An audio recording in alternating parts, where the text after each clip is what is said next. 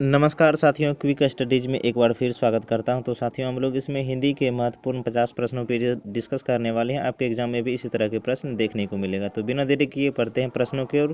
पहला प्रश्न है, आजकल भारतीय पहनावे बदल गए हैं। इस वाक्य में पहनावे कौन सी संज्ञा है?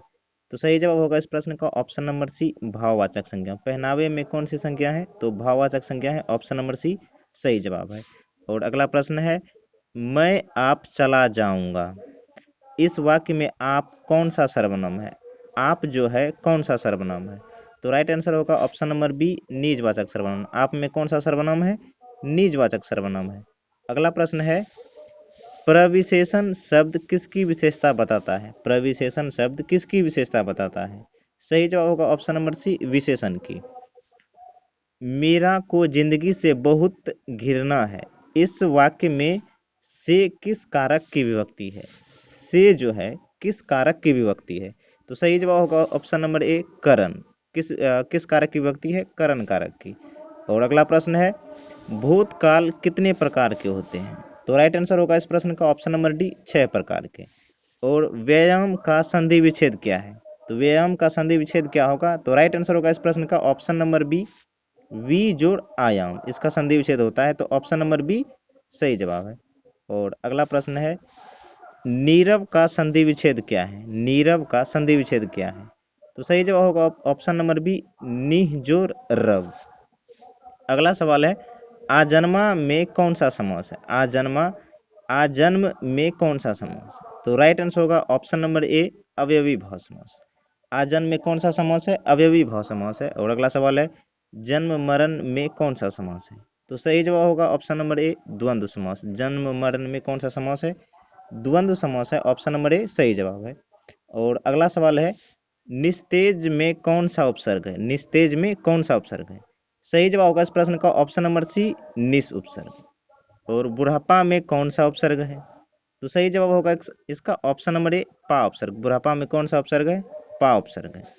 अगला सवाल है, निम्नलिखित शब्दों में कौन सा शब्द शुद्ध है? शुद्ध कौन सा है? सही जवाब होगा इस प्रश्न का ऑप्शन नंबर बी, उच्छ्वास। कौन सा शब्द सही है? ऑप्शन नंबर बी सही जवाब है। और अगला सवाल है, निम्नलिखित शब्दों में कौन सा शब्द शुद्ध है? निम्नलिखित में से इन 4 ऑप्शन में से कौन सा सही जवाब है, शुद्ध है? राइट आंसर होगा ऑप्शन नंबर ए, चरमोत्कर्ष। चो रो मो का तो को संयुक्त स्वर, चरमोत्कर्ष। तो option number A right answer है। और निम्नलिखित वाक्यों में कौन सा वाक्य शुद्ध है? यहाँ पे कौन सा वाक्य शुद्ध है? तो सही जवाब होगा इस प्रश्न का ऑप्शन नंबर सी, फूलों की एक माला ला दीजिए। और अगला प्रश्न है, अक्ल पर पत्थर पड़ना मुहावरे का सही अर्थ क्या है? अक्ल पर पत्थर पड़ना मुहावरे का सही अर्थ क्या है? सही जवाब होगा इस प्रश्न का ऑप्शन नंबर डी, बुद्धि भ्रष्ट होना। अगला सवाल है, आधुनिक सभ्य समाज श्रम विभाजन को आवश्यक क्यों मानते हैं? आधुनिक सभ्य समाज श्रम विभाजन को आवश्यक क्यों मानता है? तो सही जवाब होगा इस प्रश्न का ऑप्शन नंबर ए, कार्य कुशलता के लिए। किसके लिए? कार्य कुशलता के लिए।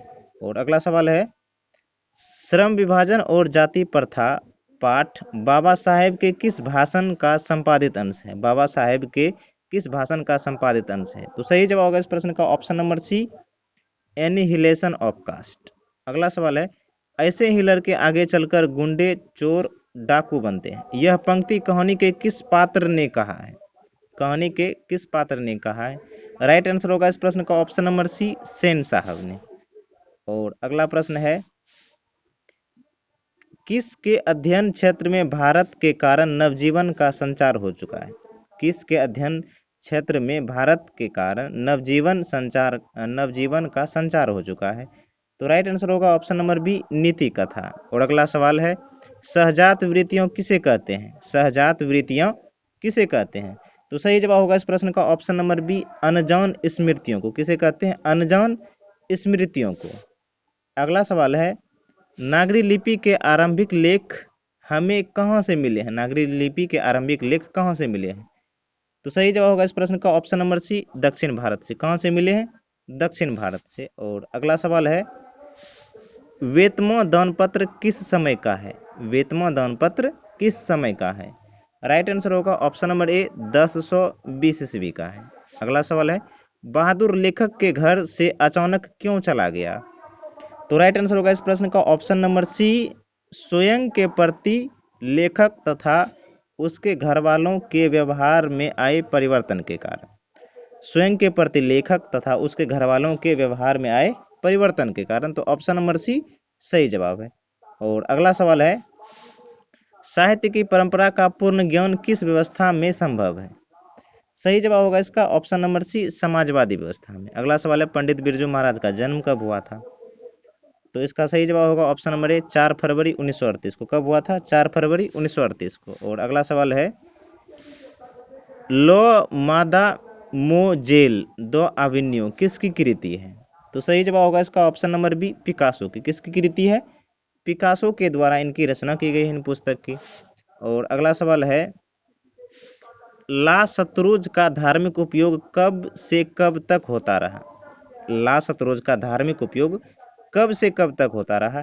तो सही जवाब होगा इस प्रश्न का ऑप्शन नंबर डी, 14वीं सदी से फ्रेंच क्रांति तक। 14वीं सदी से फ्रेंच क्रांति तक इसका उपयोग होता रहा। और अगला सवाल है, मछली कहानी में किस वर्ग का चित्रण है? मछली कहानी में किस वर्ग का चित्रण है? तो राइट आंसर होगा इस प्रश्न का ऑप्शन नंबर सी, निम्न मध्य वर्गीय परिवार। निम्न मध्य वर्गीय परिवार का। और अगला सवाल है, बिस्मिल्लाह खां के साथ किस मुस्लिम पर्व का नाम जुड़ा है? बिस्मिल्लाह खां के साथ किस मुस्लिम पर्व का नाम जुड़ा है? सही जवाब होगा इस प्रश्न का ऑप्शन नंबर डी, मुहर्रम पर्व का। और अगला सवाल है, महात्मा गांधी के अनुसार उदात्त व बढ़िया शिक्षा क्या है? तो इसका राइट आंसर होगा ऑप्शन नंबर सी, अहिंसक प्रतिरोध। बढ़ते हैं अगले प्रश्नों की ओर। अगला प्रश्न है, वाणी कब विष के समान हो जाती है? वाणी कब विष के समान हो जाती है? तो सही जवाब होगा इसका ऑप्शन नंबर ए, राम नाम के बिना। अगला सवाल है, रसखान के रचनाकाल के समय किसका राज्यकाल था? रसखान के रचनाकाल के समय किसका राज्यकाल था, या कह सकते हैं कि रसखान किस शासक के समकालीन थे? तो सही जवाब होगा इस प्रश्न का ऑप्शन नंबर सी, जहांगीर के। और अगला सवाल है, कवि ने पर्जन्य किसे कहा है? कवि ने पर्जन्य किसे कहा है? तो ऑप्शन नंबर सी सही जवाब होगा, बादल। कवि ने पर्जन्य किसे कहा है? बादल को कहा है। ऑप्शन नंबर सी सही जवाब है। अगला प्रश्न है, प्रेमघन अपना आदर्श किसे मानते हैं? प्रेमघन अपना आदर्श किसे मानते हैं? तो राइट आंसर होगा option number D, Bharatendu Harishchandra को। और भारत माँ के श्रेष्ठ मुख की तुलना कवि ने किससे की है?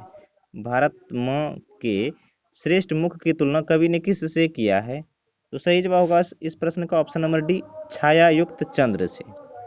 और अगला सवाल है, मिट्टी की अबोध मूर्तें कौन है? मिट्टी की अबोध मूर्तें कौन है? तो राइट आंसर होगा इस प्रश्न का ऑप्शन नंबर बी, जनता। अगले प्रश्नों की ओर बढ़ते हैं। हिरोशिमा कविता किसका चित्रण करती है? हिरोशिमा कविता किसका चित्रण करती है? तो सही जवाब होगा इस प्रश्न का ऑप्शन नंबर डी, आधुनिक सभ्यता की दुर्दांत मानवीय विभीषिका का। आधुनिक सभ्यता की दुर्दांत मानवीय विभीषिका का। तो ऑप्शन नंबर डी यहाँ पे इस प्रश्न का सही जवाब है। और अगला सवाल है, एक वृक्ष की हत्या कविता किस काव्य संग्रह से संकलित है? तो राइट आंसर होगा इस प्रश्न का ऑप्शन नंबर सी, इन दिनों से। एक वृक्ष की हत्या जो है किससे लिया गया है? इन दिनों से लिया गया है। गरीब बस्तियों में क्या हुआ? तो राइट आंसर होगा ऑप्शन नंबर सी, धमाके से देवी जागरण।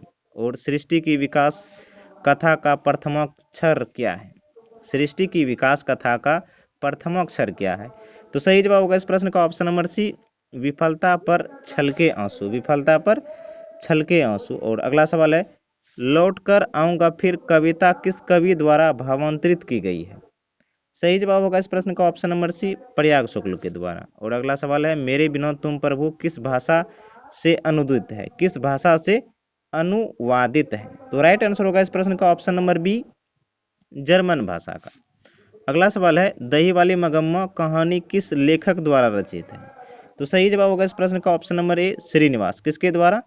श्रीनिवास के द्वारा। और अगला सवाल है, मगम्मा की बहू का क्या नाम है? मगम्मा की बहू का क्या नाम है? तो राइट आंसर होगा ऑप्शन नंबर ए, नजम्मा। और ढाती विश्वास कहानी किस लेखक द्वारा अनुदित है? किस लेखक द्वारा अनुदित है? तो सही जवाब होगा इसका option number A, Rajendra Prasad Mishra के द्वारा। ऑप्शन नंबर ए सही जवाब है। और अगला सवाल है, माँ कहानी किस लेखक द्वारा रचित है? माँ कहानी किस लेखक द्वारा रचित है? तो सही जवाब होगा इसका ऑप्शन नंबर सी, ईश्वर पेटलीकर के द्वारा। और मंगू की माँ की कितनी संतानें थी? तो राइट आंसर होगा इसका ऑप्शन नंबर सी, 4। और अगला सवाल है, नगर कहानी किस भाषा से अनुदित है? नगर कहानी किस भाषा से अनुदित है? तो सही जवाब होगा ऑप्शन नंबर बी, तमिल भाषा से। किस भाषा से? तमिल भाषा से अनुदित है, तो ऑप्शन नंबर बी यहाँ पे इस प्रश्न का सही जवाब है।